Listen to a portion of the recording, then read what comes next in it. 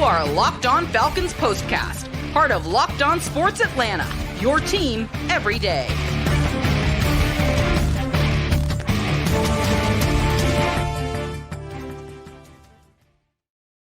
Hey, welcome into the Falcons Postcast. Got my guys here, Jarvis Davis and Aaron Freeman. And it is a winning Sunday right here in the Benz for the Atlanta Falcons. They come back with a 21-19 win over the Houston Texans, thanks to a Younghoe Koo 37-yard field goal to end this game in regulation. Man, I got to tell you guys, first of all, this atmosphere was crazy from the start of this game to the end, but in particular, Arthur Smith talks about this. We'll talk about Desmond Ridder in a moment because we'll want to start with the defense, but Arthur Smith talks about how important this Falcons fan base is in this building. And I got to tell you, in that fourth quarter, you really saw them come alive and really almost will this team single-handedly to victory. So good to see the Falcons get back in the win column, but let's face it. They did it against a Texans team that so far this season have been running up the scoreboard, 25, 31, 37, 30 points. But this Falcons defense held them to 19 today, guys. Aaron, how'd they do it? Yeah, I thought this game was going to be one where I really felt like the Falcons defense could slow down this Texans offense. But you never know, right? You need to see it. And I was talking with Jarvis earlier in the week. It's like every game is a test. And I think the Falcons defense passed this test. Now, they did give up that score late in the game. And it was just like, you felt your heart sink because it was like you played so great for 3.5 quarters until then. I think the Texans converted 2 third downs on that final drive. And up till then, they were like 2 for 11 on third down. They were just basically, they could not get anything going, get any rhythm going. But again, this defense was outstanding. And I know Jarvis wants to talk about how, despite the Falcons turning the ball over a bunch in the third quarter, they gave them some favorable field position on, because the offense wasn't able to move the ball. And the defense just time and time again just got stops and was forcing Houston to settle for 3 points. And at no point did it really look like until the very end, CJ Stroud got into a rhythm. And so it was nice for, the Falcons rookie to maybe get a little bit more love this week in Bijan Robinson than the Texans rookie. So I think that is all owed to the defense. I love that. And Jarvis, before you go there on some of the things that you like that you saw in defense, I got to go back to one thing that Aaron said, which is, I still feel like this is a season compared to the seasons before where I wasn't nervous. Like something in me said, well, okay, the Falcons are in this thing. I think the Falcons are going to come back and win this thing. But how did you feel going into Aaron's point when maybe the Falcons struggled a little bit in that third quarter in terms of, turnover here or there, or even in the fourth quarter? Did you feel like this defense could still put the offense in position to win and then they'd actually win it? Wow. To be honest with you, I was a little skeptical because I think that, at some point in the fourth quarter, you start to see CJ Stroud get a little comfortable in the pocket. And you start seeing the tight end, Dalton Schultz, start catching passes. And I was like, here we go. The defense giving up passes to the tight end.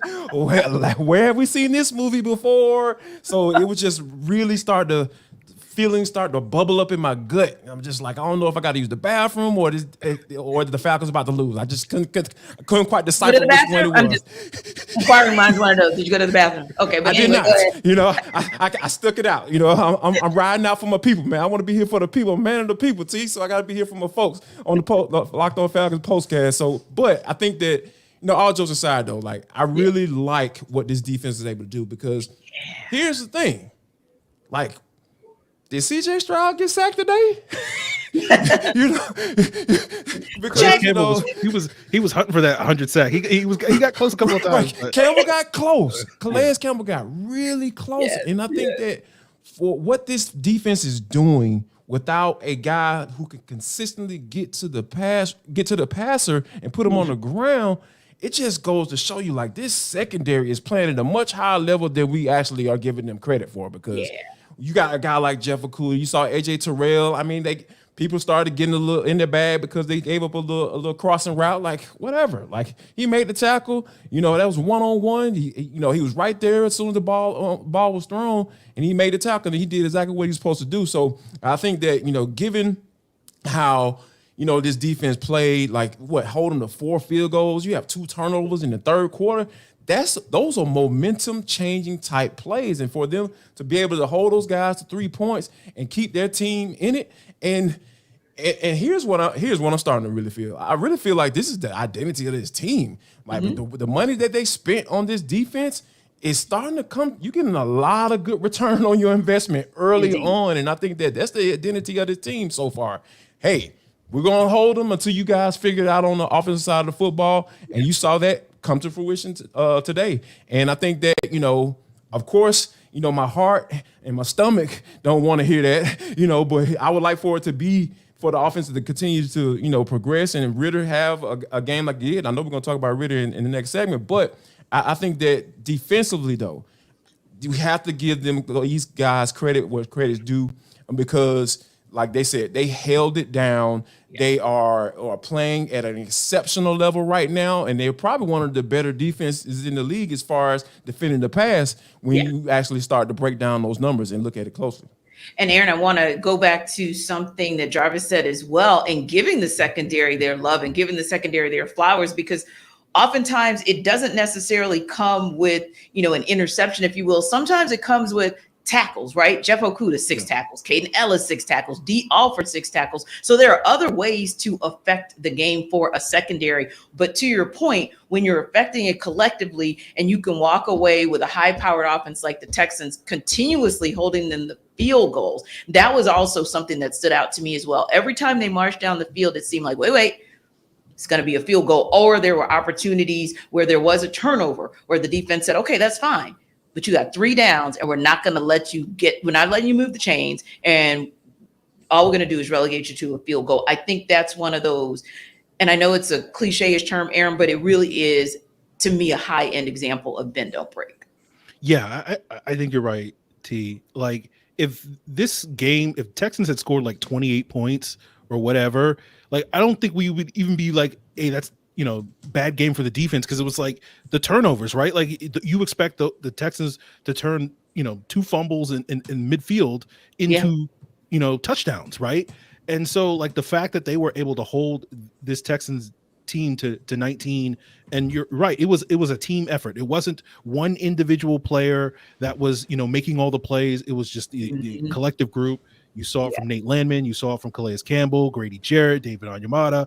Like, I even heard him mention Zoe Carter one time, but keep going. Yeah, and we had a Zoe Carter sighting. Ooh, I could just sit here and like name the 22 guys that were active each and every this Sunday, and like every single guy made a play, and like that is the type of defense that you want to see. And I can't remember what play it was. I think it was like a Nate Landman tackle where Ryan Nielsen was on the sideline, like just like going crazy, buck wild. And it was just like that energy, you felt it on this defense all day long. Definitely. And can I add one more piece? Like, can we just talk about the play of Nate Landman? Yes. Because Troy Anderson, not saying that this dude was playing on a Pro Bowl level. He was having a solid season so far. We started to see why the Falcons drafted him. Nate Landman has just stepped in and just said, I may not be as athletic as a Troy Anderson, but you can bet your doggone money that I'm going to be where I need to be, where the defensive play is called, and I gonna make that doggone tackle if I'm right there where I'm supposed to be. And I think that he has been playing at just a solid.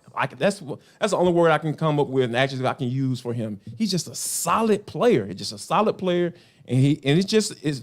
It's like Troy Anderson is not even there. I know he's not there physically, but like we're not saying, dang man, we miss Troy Anderson. Ooh man, what was this dude at? Nate Landman is filling in really nicely, and you understand why the Falcons held on to him and they cut Michael Walker. Yeah, and it's interesting because that's the exact word I used when I was writing up my notes for the postcast, right? Nate Landman is solid. That's the exact thing I said. Yeah. And particularly, like what I saw when he got right there. This was at the end of a play very early in the game, right? And he forces CJ Stroud to stay in the pocket and but be uncomfortable in the pocket. He forces a throw, and then we know what happened for the rest of that series. That essentially effectively ended that series. So love what we see out of those guys. And it's always good to freeze point to be able to go up and down the 11, if not the 14 or 15, to be able to say, hey, this defense looked good top to bottom. So we'll talk more about it. We're going to actually switch to the offense side and give them some flowers in a few minutes. But before we do that, in case you guys didn't do the right thing in betting on this Falcons-Texans game, Jarvis and FanDuel will tell you kind of how you can reset yourself with what FanDuel tells you to do.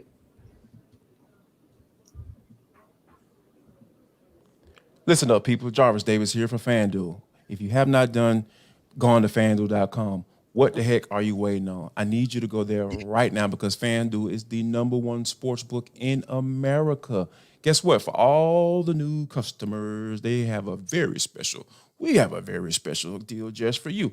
All you got to do is go to the website. New customers are going to get $200 in bonus bets. Guaranteed when you place a $5 bet, that's $200 in bonus bets, win or lose. What are you waiting on? That is an amazing deal. If you've been thinking about joining FanDuel, there's no better time to get in on the action. Guess what? If you would have took the Falcons with that 1.5 point spread, they barely covered, but they covered. That bad boy would have cashed out. And guess what? You don't have to worry about anybody getting all your information. It's a safe, secure app. It's super easy to use. All of that stuff. I'm telling you, all you got to do is just go to FanDuel.com right now. So here we go. So visit FanDuel.com/lockedon and kick off the NFL season with FanDuel because it is the official sportsbook betting partner of the NFL.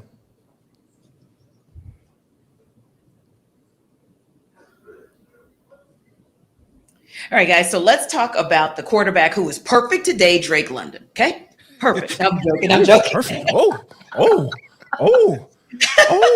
What? So I will. Did he give out the 10 Commandments today? Is he Moses? You know, I know. if Bijan is walk on water, like is Desmond Ritter Moses? He does look he's like about 35. No, I'm talking about that Drake London pass, man. That was nice. That was nice. It was. What I liked about it was we talk about the Falcons taking the opportunity of the weapons that they have, but you can take advantage of the opportunity to use your weapons however you want to, right? We say the same thing with Bijan. It doesn't matter whether he does it with his legs or whether he's catching the ball. Look, just get in the end zone, which we saw today. But also, if you've got a little trickery up your sleeve early on and you want to use Drake London and it works in your favor, then, I'm all for it. But guys, there are two players that I want to talk about in particular, because you already know we're going to talk Bijan, but let's just go ahead and talk about Desmond Ridder, because I literally tweeted out at some point, like, maybe the Falcons should just not have any more road games because what we saw out of Des Ridder, all at home. Let's just stay home. Someone joked with me that like they should start Ritter at home and start Taylor Heinicke on the road. Maybe facts, man. Maybe facts. Because what we saw out of Des Ridder today, like 9 was on one from minute 1, 28 of 37, 329 yards and a touchdown. Really, I would say for me, that was probably, I'll say his most complete game of the season. Really, really liked what I saw out of him. Even sometimes, guys, there was this one play in particular in the first half, and definitely want to hear from you guys about what impressed you about Des, but he rolls out and just a few seconds he just needed a few seconds to make sure that he actually made the right read, got it to the receiver. I think that was Younghoe Smith, but anyway, got it to the receiver and they're able to move the chains. But for me, it wasn't so much just about moving the chains. It was the decision-making. It was the patience. It was seeing like, hey, if I just roll out and give this a few seconds, let my pass catcher get open, we can actually do something in this play. I saw good decision-making from Des Ridder that I really liked today. I agree. I think this was, like, you're not going to sit here and be like, oh man, Desmond Ridder was the best quarterback I've ever seen. But this, right. I think this was a good game for Desmond Ridder. He, when he needed to check the ball down and get the balls into the hands of players like Younghoe Smith and Michael Pruitt and Bijan Robinson and let those guys make plays after the catch, he did that. When he needed to make throws down the field into tight windows, some back shoulder throws, hitting Kyle Pitts on a lot, like Drake London came alive in the fourth quarter. It was really Kyle Pitts, really kind of the offense was running through him, at least the passing game, through the first 3 quarters. To me, this was the type of game that I wanted to see from the Falcons. Desmond Ridder being a point guard and distributing the ball. I think 10 different players had catches on this Sunday. And so, like, it was, to me, as you said, like, I think it's the most complete Desmond Ridder game that he had. He wasn't by any means perfect, but like, this is like playing clean, managing the game, distributing the football, making good decisions, using his legs. Like, he checked all the boxes that you wanted to see from him. And it was nice to see him put together, like, at the end of the game. I think this perfectly summarizes it. Like, I'm sitting there nervous. I'm being honest. Like, I don't think they're going to score. after the defense gives up that touchdown. I'm just like, okay, here we go, right? And they come out and they just check the ball down. Just check the ball down. Just take the 4 yards, take what the defense gives you. And they were able to move the chains. And then he hit Drake London that big sort of, I think it was a dagger concept on a dig for 23 yards to get in the field goal range. And like that to me was just like, that embodies everything I want to see Desmond Ridder do in his offense. Just take what the defense gives you, and then occasionally we're going to need you to make a big throw, and he made the big throw. And to add to that, like, let's just look at this. I was just looking at some of the stats from the game. Like when you think about Bijan Robinson had 14 carries, 46 yards, 3.3 yards a pop. Tyler Algier 17 carries for 40 yards, 2.4 yards a pop. Yeah, the Falcons supposed to lose this game. Yeah, because when you think about Ritter threw the ball 37 times. Yeah, like nobody expects the Falcons to win a game by Desmond Ridder throwing the ball that many times. Like ideal is 25 to 28 throws a game, and I'm talking about you have multiple backs rushing for 100 yards, and Bijan Robinson combining for 125 yards, passing and rushing the ball. So I think like we have to give Desmond Ridder his credit. Credit's what credit's due. Like the guy made all the necessary throws, and then another thing that I like is looking at the stat line and in the game as well. Like the way he was throwing the ball to Kyle Pitts, like he gave him opportunities to catch the rock. There was some where he had to kind of go up and go get, but there was some where he threw it to where to keep Kyle Pitts out of trouble. You know what I'm saying? Like leading to water. Like we talked about last night with Carson Beck and how he was throwing the rock to Brock Bowers and Lad McConkey and all those guys. It's just it's the same thing. Like lead your guys to safety, right? Like don't set your guys up because they're gonna be looking at you crazy when you come back to the huddle. Like, hey man, why you set me up like that? So I think that for Desmond Ridder to not only play the way he did, take what the defense gave him, all that stuff. I really feel like the ball placement was a big thing, a big factor for me today to just be able to see, and then that connection with Kyle Pitts and how Kyle Pitts was lined up in the slot.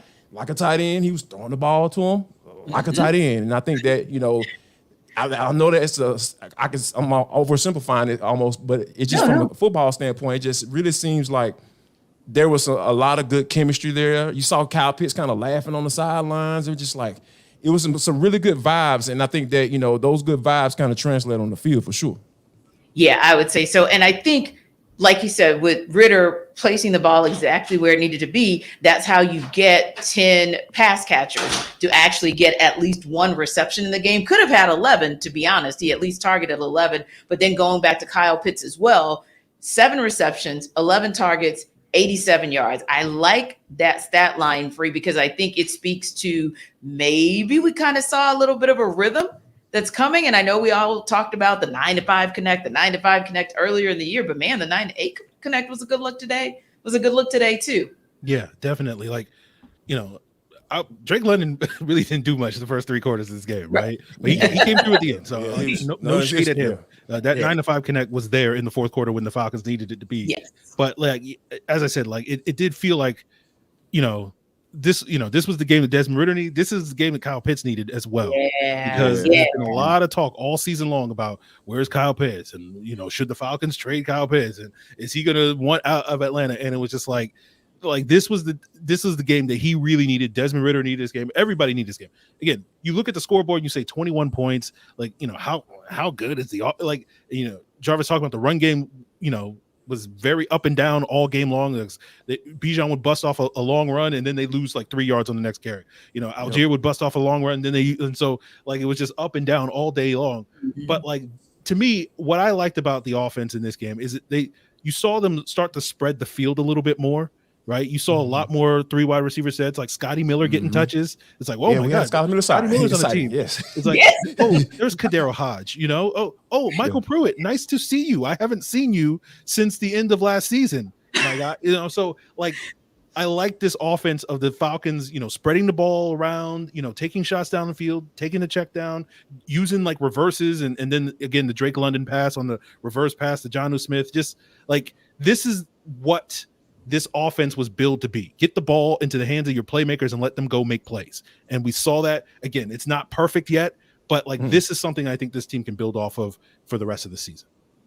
Yeah, I would agree as well, because and we talked about this as it relates to the defense and money spent on the defense and additions to the defensive side of the ball. But I think when you look at Younghoe Smith, how about that as one of the best additions on the offensive side of the ball as well, because for me, it's, he may not get into the end zone, if you will. That may not be the thing that he does, but it seems like every time the Falcons are either moving the chains or in position for a third and short, Younghoe Smith is somewhere in the mix. So yeah, I do like when you get to see, especially when we know what Arthur Smith likes as far as his tight ends, if you will, and the one guy who we thought would be that guy is actually delivering. Yeah, I think that Younghoe Smith is the perfect guy for this offense, right? Because he's not a guy that you have to, call plays for, because you have a Bijan Robinson, a Drake London, a Kyle Pitts. Coming into games, defensive coordinators are looking at those guys and saying, they're going to try to get these guys the football. Right. And they're not worried about 81. They're not worried about 85 and Michael Pruitt. Those are the guys that, hey, you're going to be open. So you got to be able to take advantage of that. And, of course, I would prefer Younghoe Smith not to, I get, trying to fight for extra yards, but hold on to the football, sir. Well, yeah. Just hold on to the rock. Yeah, hold on to the rock, because you don't need to be fumbling on back-to-back drives. Like, that doesn't need to happen again, ever, Right. Because, like I said, the defense, thankfully the defense was able to hold them to 3 points, but I think that Younghoe Smith is the perfect fit for this offense. And I think Arthur Smith knew what he was doing when he brought him in, because he understands. And I'm sure Arthur Smith was very blunt and honest with him. Saying, hey, man, here's what your role will be. You want to come play here? Younghoe said, cool. Because, and New England didn't work out for him. It didn't quite work out for him. So I think that for him to come in and do what he's doing right now, I think, I think it speaks to what the vision that Arthur Smith has for his offense, and bringing in guys that can fit that scheme. And like Aaron said, this is what this offense is supposed to look like. And I think that this was a painted a perfect picture today, along with the play of the defense as well. Yeah, I would agree. I think that coming off the 2 losses, right, and just kind of the abysmal performance that we saw last week, it really kind of made you wonder which was the identity of the Falcons, the 2-0 Falcons or the 0-2 Falcons. And I would venture to say that this game makes me feel more confident and comfortable that the Falcons we saw in those first 2 games and the wins and what we saw today, that's the collective identity of what this Falcons team is, because admittedly, the Texans are a pretty surprisingly solid, but a solid team nonetheless. So when we come back, guys, even if it was as good as it was, there's always an opportunity or an area for improvement. So we're definitely going to talk about that part on the other side.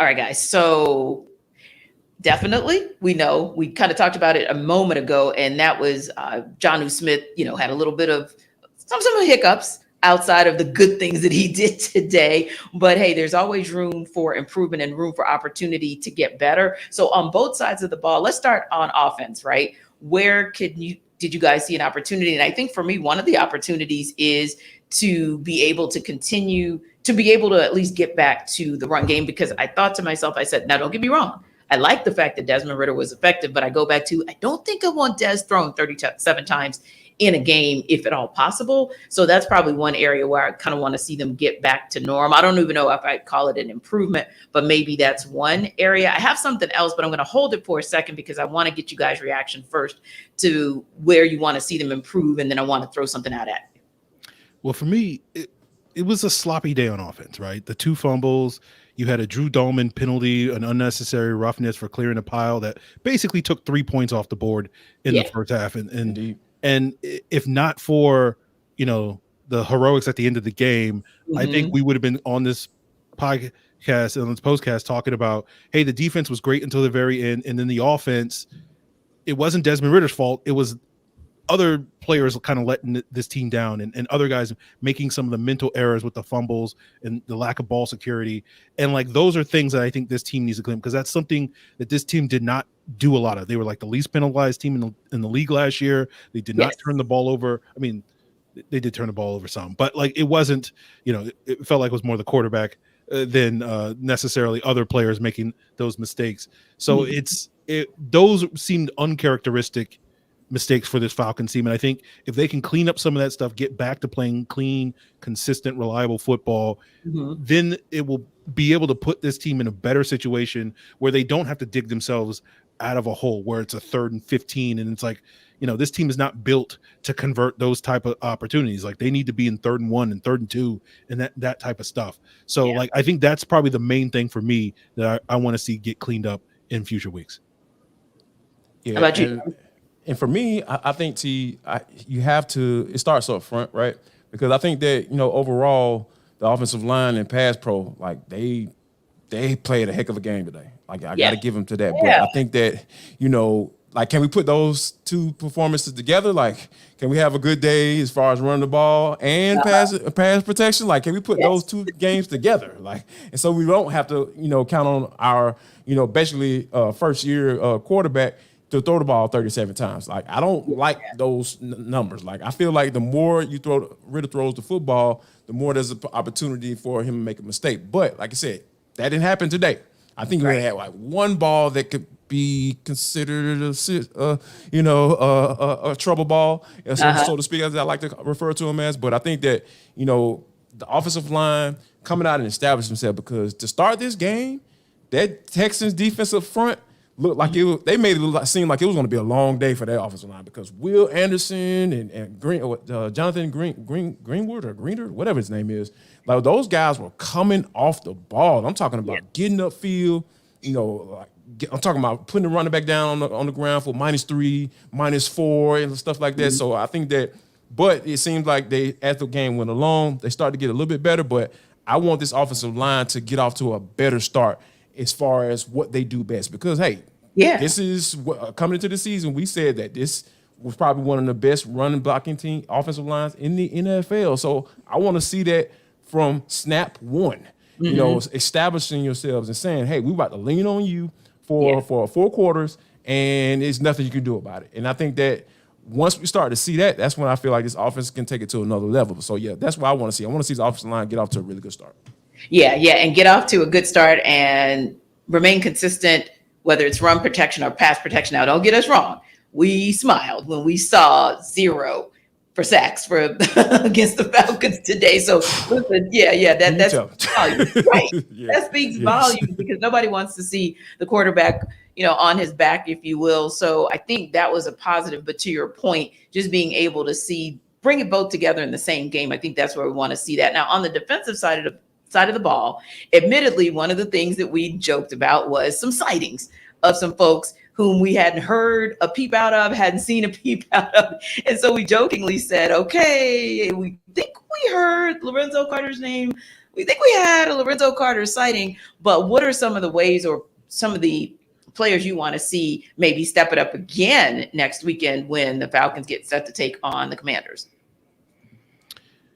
Yeah, I mean, I don't have a lot to say in the negative about the defense. Again, I think there's certain things that they can clean up, right? Like Jarvis said, the tight end position. I'm like, okay, can we not get beat by tight ends? It felt like that's an old Falcon thing, right? But I think the main thing with the defense, like the two things that are leaving me a little wanting more, is the pressure, getting more of a pass rush going. But that's kind of been the story this season. And so like, I'm just kind of making peace with, okay, well, they'll just lock down in the secondary and we'll play that style. I feel like they've given up a couple of big plays the last couple of weeks through the air. And I think some of that is owed to not always having that reliable pressure to where, a guy like Stroud or Trevor Lawrence can kind of break out of the pocket and heave up a pass downfield to some unknown tight end, Tegan Quitoriano and whatnot. And I think like those are the types of plays that like, I feel like those kind of things kind of go hand in hand. Like if the pass rush can be a little bit better, you're not getting those second chance opportunities, and therefore you're not giving up some of those big plays, because you can't really ask the secondary to cover for 6 seconds and expect them to get a stop. So I feel like those are the two things that if the defense can start getting the quarterback on the ground and limiting some of those explosive plays, then we can really start to have a conversation about this defense might be like a legit top 10 caliber defense. Like I know they're top 10 in like certain metrics, but like, I wouldn't call them like on the level of like a Dallas or San Francisco or Philadelphia, mostly because those teams can pressure the quarterback. And like once the Falcons can get there, like that becomes okay. Now this is a real defense that can go toe to toe with some of the better ones in the NFL. Yeah, because you like the fact that they get in the neighborhood, but we would like them to ring the doorbell and get home every now and again. And I think the one thing that I'd like to see maybe is them get back into the turnover column, just getting back to forcing turnovers, because then ultimately that allows you to flip the field a bit more and give your offense a short field in most instances. So yeah, I think Jarvis, you want to say anything in terms of improvements for the defense as we wrap up? Yeah, I need Jordan Bates to play better. Period. Yeah, I'm just saying. I'm just being petty. Like you see how Aaron is looking right now. Like that was the reason why I said that. But seriously though, yeah, man. Like, man, the man's playing like a Pro Bowler, Aaron. Like he's playing like a Pro Bowler. Yeah, you called him Jordan Bates again. Was that another slip, Jarvis? Did I just? I thought you meant that. I thought you were being petty. You said Jordan. I thought you were being petty. Like, I don't know why I want to call this man Jordan. I don't know. Like, I'm sorry, Jesse. Call him Jesse. Sorry, Jesse. Sorry. Yeah, I'm gonna start just calling you the third. I'm just calling you the third. Like third. Like his name is Third from now on. Like I remember that one. Third Bates. Third Bates. That's what I'm gonna call him. Yeah, Third Bates. That's your name. I'm gonna call you. Don't get mad at me. Jarvis. No baseball references whatsoever. We will not trigger on this happy day. Okay, that's where we're sitting. But yeah, Third Base. That's great, right? Nope, no baseball references. Not today. Triggered. Yeah, anyway, Jesse Bates, shout out to you because you did get your 3 tackles on and you got your 1 pass defense. And more importantly, the Falcons walk away from this game 21-19 winners. They improved to 3-2 on the season. So listen, we appreciate you guys stopping by the Falcons postcast. And of course, we got so much for you on Locked On Sports Atlanta. In fact, why don't you just come by tomorrow for the Atlanta football party where Jarvis, Aaron, and our girl Tori McElhaney will break down every aspect of this Falcons win over the Texans. Thanks again. Be safe out in them ATL streets. Don't party too much. We'll see you next time.